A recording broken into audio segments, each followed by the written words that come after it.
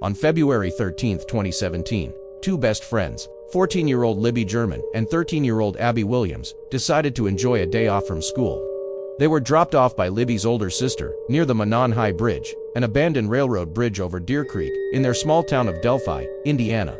It was a popular spot for locals to hike and explore. The girls were supposed to be picked up by family later that afternoon. They never showed up. Libby was active on social media and posted a photo of Abby walking on the bridge at 2:07 p.m. That was the last anyone heard from them. When they didn't arrive at the designated pickup spot, their family grew worried.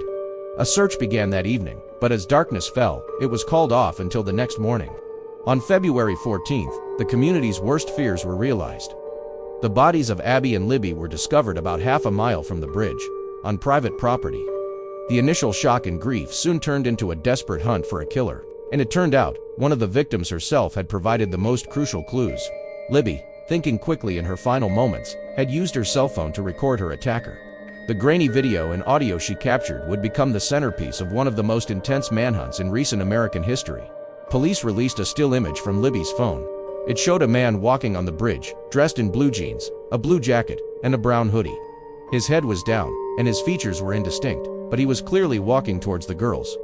He became known simply as Bridge Guy. Even more chilling was the audio clip. On the recording, a deep raspy voice can be heard saying just a few words, "Guys, down the hill."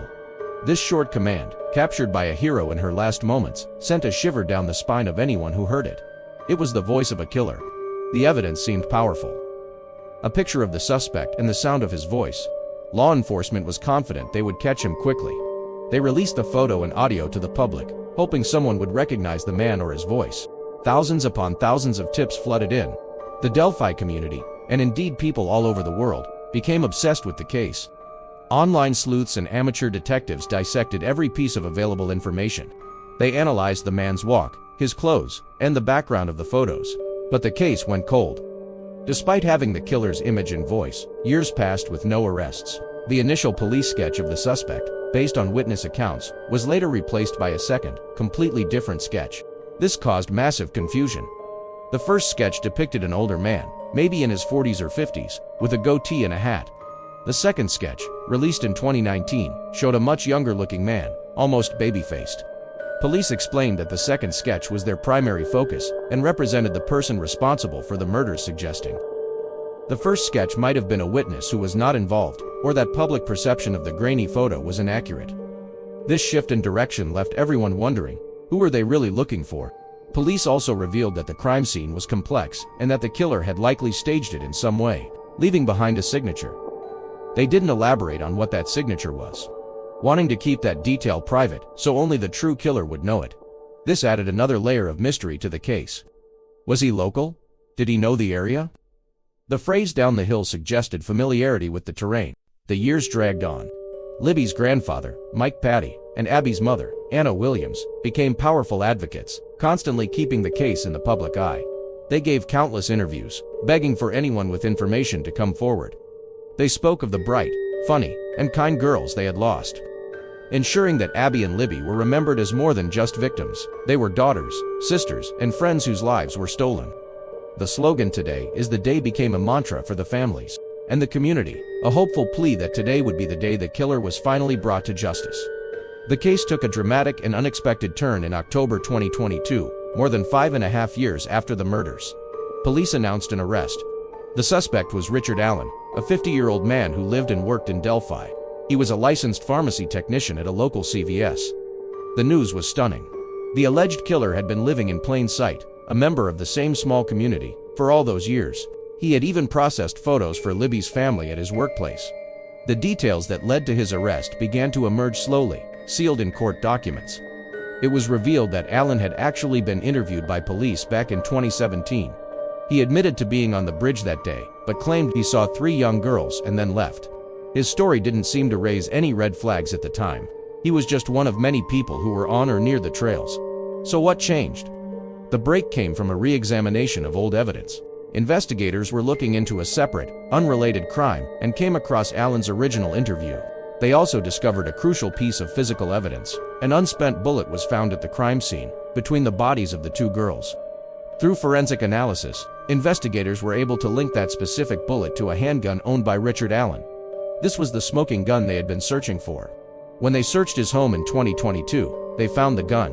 Ballistics tests confirmed it was the weapon that had ejected the unspent round found at the scene.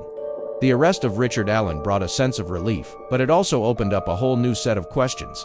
The charging documents contained more disturbing allegations.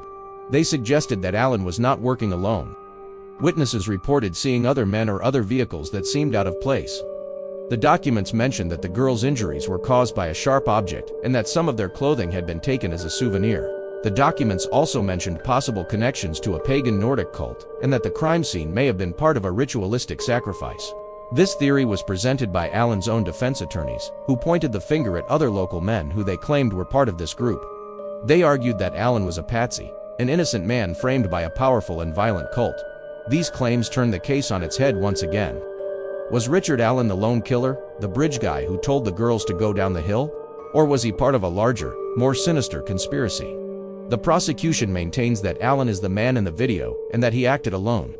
They point to the bullet and his own alleged confessions to his wife and mother over the phone from jail as proof of his guilt. As we stand now, Richard Allen is awaiting trial.